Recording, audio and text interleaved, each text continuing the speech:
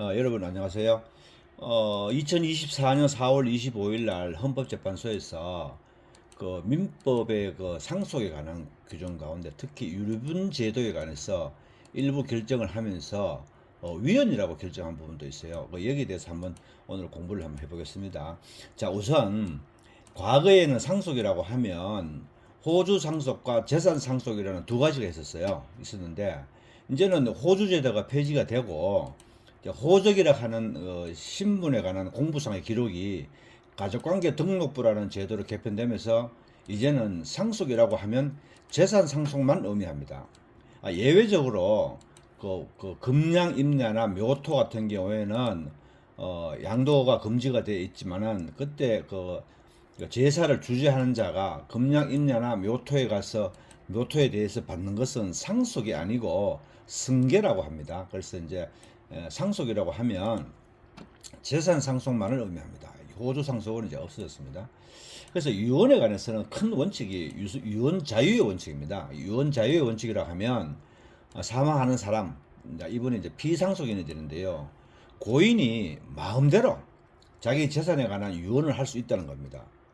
단 하나의 조건, 즉 뭐 부동산이나 재산에 관한 현행법상에 위반되지 않기만 하면 어떤 재산에 관한 유언도 가능하다. 이런 게 이제 유언 자유의 원칙이거든요.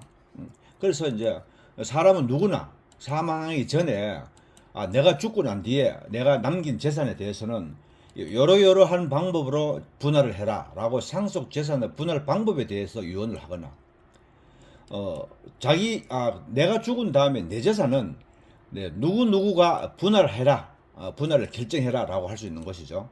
그 다음에 법정 상속분에 대해서도 비율을 달리 해가지고 뭐 큰아들에게는 더 많은 상속을 하고 또는 남겨진 배우자에게는 더 많은 상속을 하고 뭐 이렇게 법정 상속분에 관한 비율을 변경하는 유언도 할 수가 있는 것이죠. 그런데 이런 유언 자유의 원칙을 인정하다 보니까 문제는 이제 고인이 사망하기 전에 민법이 정한 법정 상속분의 비율과는 달리하여 유언을 해서 어떤 상속에는 지나치게 불리한 그런 유언을 내용으로 하는 유언을 남기는 거예요. 예컨대 뭐 자녀가 많은데 어떤 자녀에 대해서는 딱 한 번도 유언을 남기지 않는다라든가 뭐 이렇게 또 웃기는 얘기로 내가 죽은 뒤에 내 아내는 다른 남자를 만나서 시집을 가버릴 것 같다. 그러니까 배우자는 상속을 하나도 주지 마라.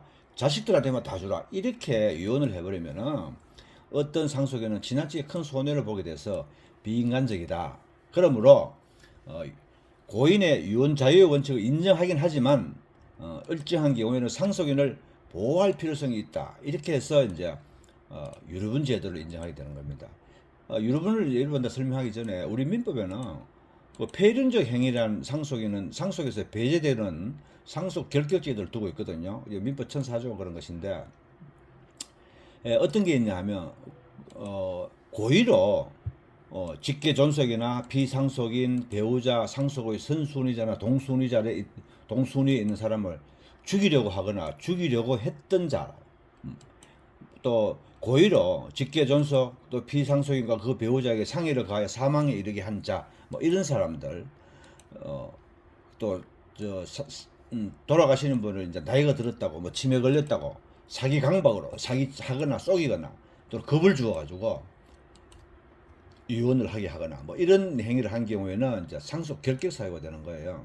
상속 결격 사유가 되는 건데 이제 유류분에 관해서 이제 말씀을 드리면 민법상 유류분은 사망한 분의 직계 비속이나 배우자, 직계 존속, 형제 자매까지만 인정이 되고 나머지 사촌 이내의 뭐 직계 혈족 또는 팔촌 이내의 혈족 이런 경우에는 이제 유류분 권리자가 되지 않습니다.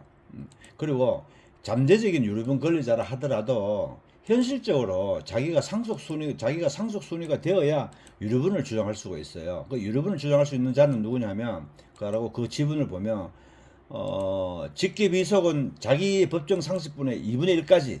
그러니까 직계 비속의 경우에는 자기가 받아야 되는 법정 상속분의 2분의 1에 미치지 못하는 상속을 받았을 때 2분의 1을 채워달라는 권리를 가진다는 거죠. 유류분 권리를.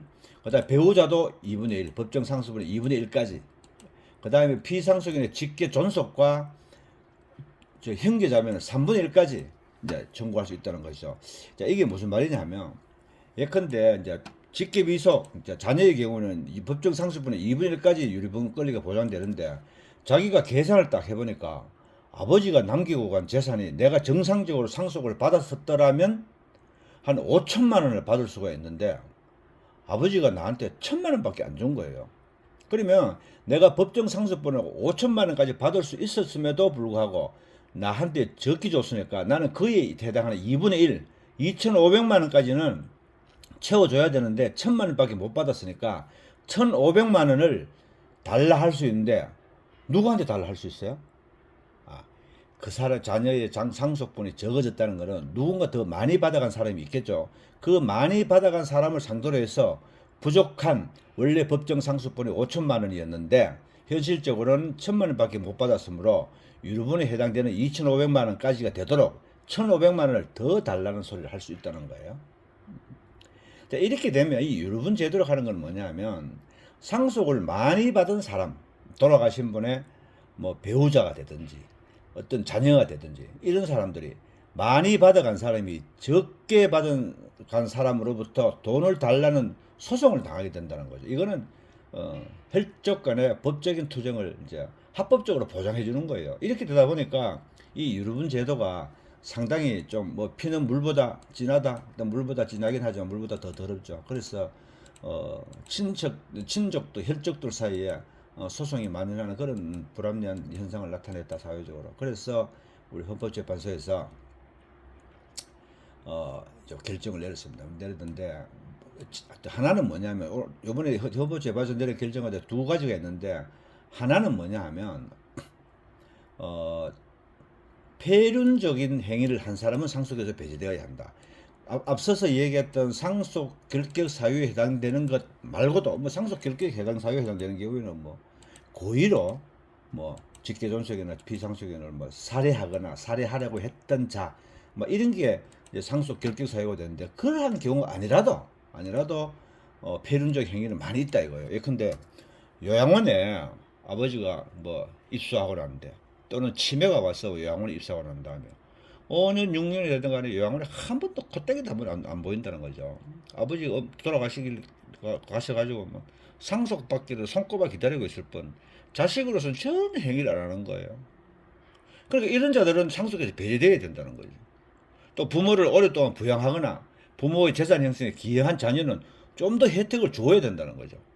그래서 이러한 것들을 내용을 하지 않은 민법의 유류분에 관한 규정은 헌법 정신에 맞지 아니하니 2025년 12월 30일까지 입법 개정을 하라. 그리고 지금 이 규정은 헌법에 불합치한다 해서 헌법 불합치 결정을 내린 거예요. 그래서 이것은 당장 위헌은 아니다, 이래 보여져요.